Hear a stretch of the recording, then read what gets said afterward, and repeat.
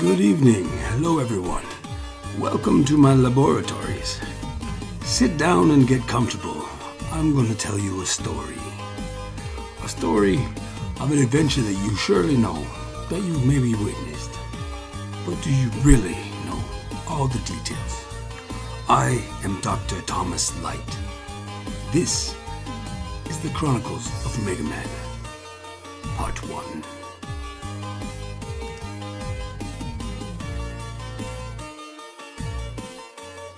For as long as I can remember, I was always mechanically inclined. Even as a child, a young boy, I was always curious, interested in how things work. So I took them apart. Very seldomly did I put them back together, till I became much older and realized the value of a design that functions flawlessly. This led me down other paths to pursue robot creation, design, intelligence, even to give them their own thoughts, their free will. They could make their own choices. Of course, there are always rules to follow,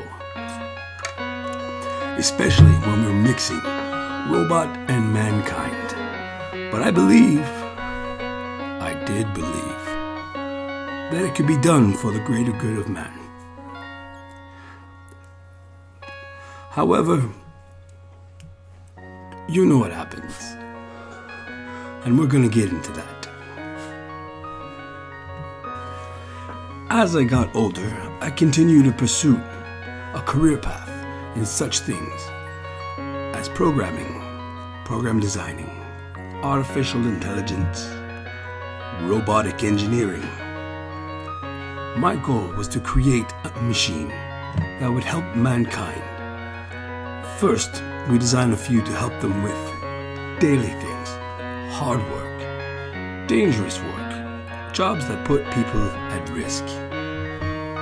Having the machines for this will save countless lives, countless families around the world.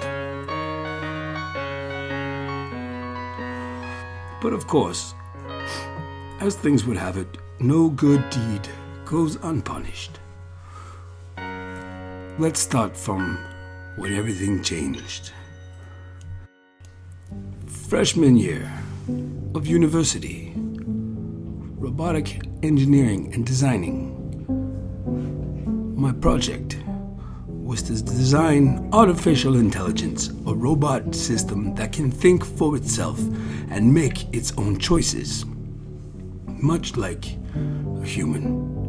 This would be used for everyday things, companions for those who are disabled, someone to talk to for those who need it, therapeutic.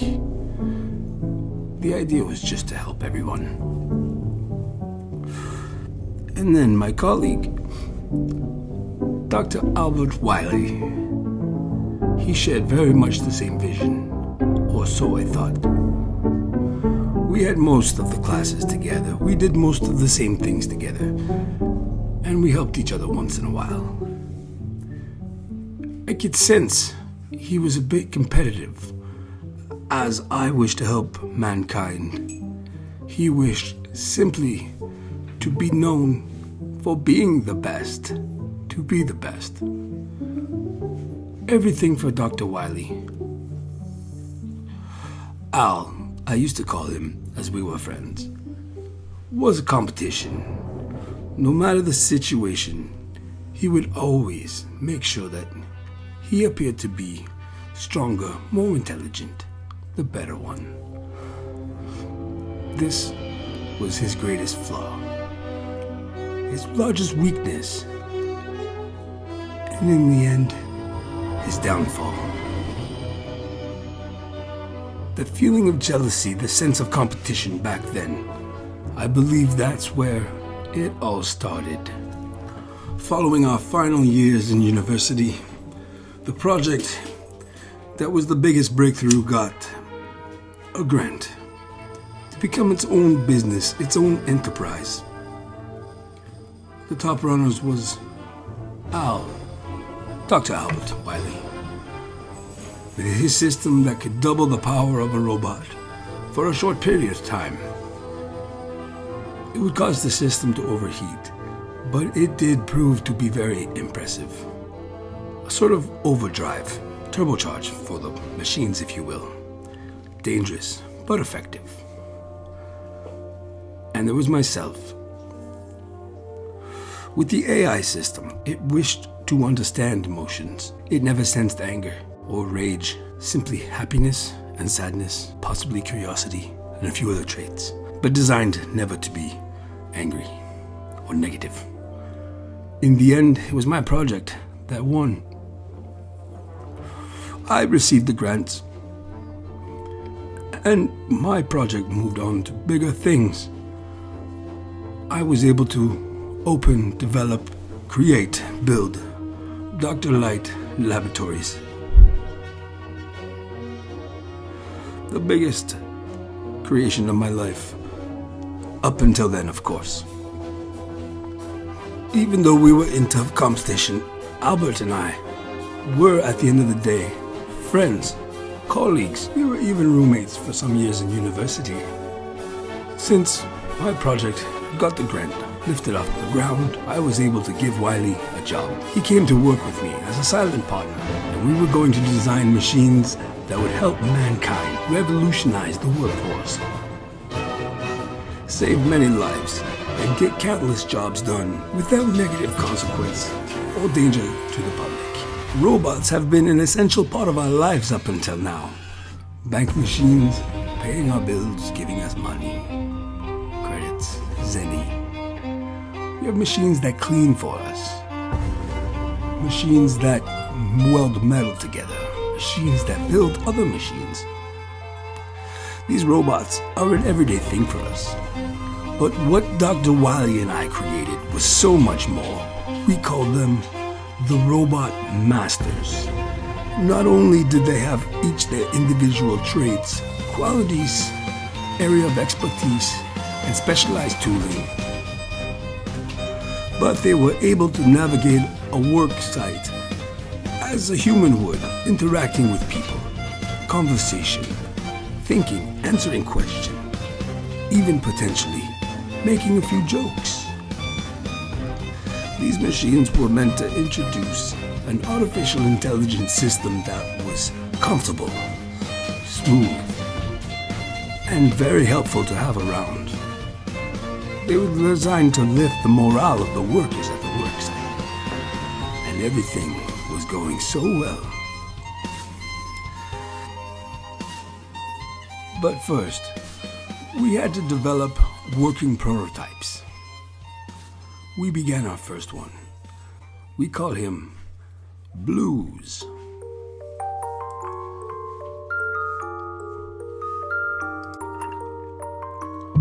Blues was built on our humanoid chassis design. The idea was to make a few of these that would fit in with mankind, to look human, to feel human, seem human. But at first, we built him exactly as we would build the others. But because it was a prototype, long-term was not necessary. The power system that we gave young Blues was meant to last only some months, as opposed to the final design, which we were hoping to last an entire lifetime.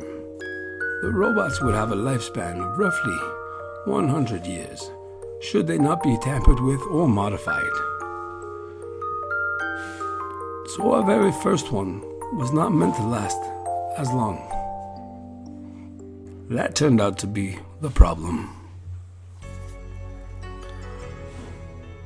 Young Blues was programmed to think and act like a young man. Therefore, he had many questions. He knew he was different. We never hid anything from him. We told him the truth. He always seemed to feel so alone. The program is supposed to recognize sadness. We never knew he would fall into sadness so heartily and be depressed. We spoke many times of possibly changing out the power system to make it last longer, to give him a lifespan like the rest of them, to be fair with until he found out that he would have to be shut down for the process, worrying that he would lose his memory, his personality, and who he was. You see, young Blues was very afraid of death. He did not want to die, and he did no longer want to be alone. His fears grew stronger, and his worries made him do things. He decided to run away, thinking that we would pull his power source from him, ultimately destroying who he is, killing him. But what he was searching for, I don't know. Possibly someone to fix him, or a power source he could fix himself. He vanished. He was gone. We never notified the university or any authorities of this. Both Wiley and I were ashamed and afraid of negative consequences, knowing his system would only last a few months. We thought we could hide it. Shortly after, learning from our mistakes in our designs, we created Rock and Roll, two robots designed to help around the house. Rock was a young man who had very, very good mechanical skills. He could use and adapt any tool, instantly knowing exactly what it is, what it's used for, and what its limitations are. Young Roll assisted in daily house chores, cleaning, cooking. She would be basically a nanny. And together, they would keep each other company, knowing that they were different from us, but they had each other. They were the same. We had a green light to create 6 robot masters, each of them with their own special trait, their own special skill and ability.